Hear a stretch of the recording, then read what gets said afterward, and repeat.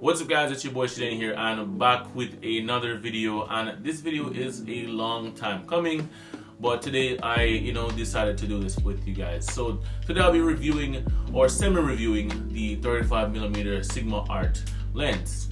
Now I've used this lens for a week in entirety, and I wanted to basically give you my thoughts on some of the pros and cons of this lens and what I think about it in general. But with no further ado, let's get into this video. What is it guys?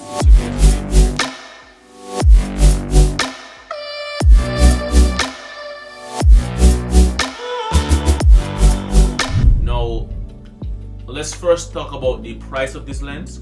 I don't know if you guys are aware of this lens, the pricing of this lens so far. So on the used market, which is like MPB or KEH, I saw this lens for around $500 used and probably $600 max.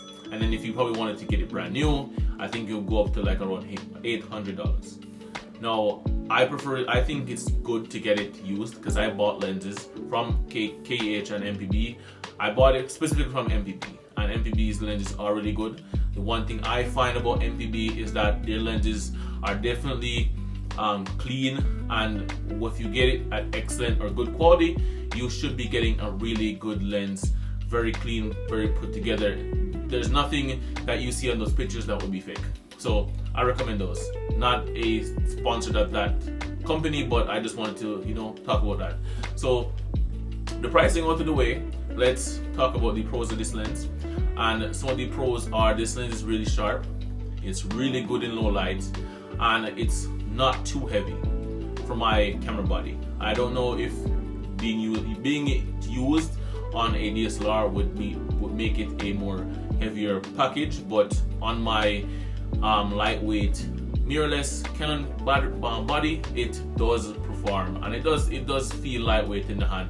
So I don't think it will weigh down in long events, in my opinion. I used this lens for the whole night. I didn't have it on my hand all the time, but with the portrait shoot that I did with a professional shoot, it still wasn't that heavy. I found this lens really lightweight, and I could have shot with it all day without even breaking any arm muscles in that shoot. Now when it comes on to sharpness, this lens is very sharp, tack sharp, and every image that I've taken from this lens hit focus almost all the time. There was a few times it did miss, but I think most of the times it did hit focus all the time. I'm putting up some photos that I taken on the screen so you guys can see how sharp this lens is. And I can say I love it so far, and I loved it for that period of week where I borrowed it. For sharpness and the low aperture, which is for low light, it was really good. So I shot with this lens at a Carnival at 1.4, and those Carnival lights was all around, and I think those lights did make the lens or the photos look really unique because of just how these lights were reflecting on the subject. So I love that about this lens. It blurs the background really well, making it very mushy, and have basically blown out backgrounds. Well, not blown out, but blurred backgrounds to where you can't really see much in the background, which I like the most, keeping the subject really sharp. The only bad thing about this lens is sometimes it will miss focus. It won't focus, which I'll be moving on to some of the cons. Now the cons are this lens sometimes it misses focus, and one of the biggest thing for this is either using the spot metering or spot focus, which would basically give you that box where you could focus in that range instead of making it evaluatively focus on whatever the subject was. And even putting on people focusing on my EOS R8, it still tend to try to focus on the background instead of the person, which I don't know why I did that, but I had to do it a couple times, which I will put up another photo where I was taking on that same exact scenario, and the lens decided to focus behind me instead of on the subject, which was very weird in my opinion. But other from that, it focused really good in other scenarios, and it did a well good job.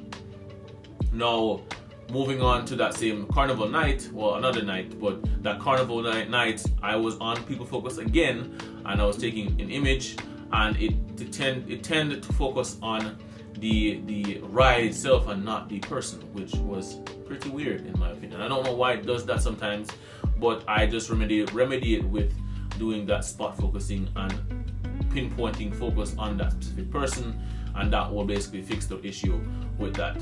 So I think those are the two issues I've had with it, not wanting to focus, and other from that, it was really good.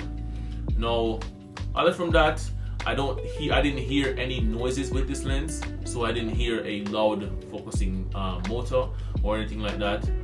And those scenarios where I shot with it wasn't even low light conditions. It didn't mess with any of those, picking up stuff. But maybe it will perform different with DSLR cameras, because DSLR Canon cameras had an issue with sometimes picking up low light. But I think with my mirrorless systems, it performs really good, and I didn't have any problems with that. It was fast enough. It wasn't really slow. Probably 1% of the times it took a little while, but I think it was fast enough for me to really take a lot of shots, and didn't have a problem with having out of focus images. But I did have a few out of focus images. But other from that, it was really good. And for the overall review of this, my conclusion of this lens, I think this lens is really good for beginners and professionals who are looking for a sharp 35mm lens that can do the job very well.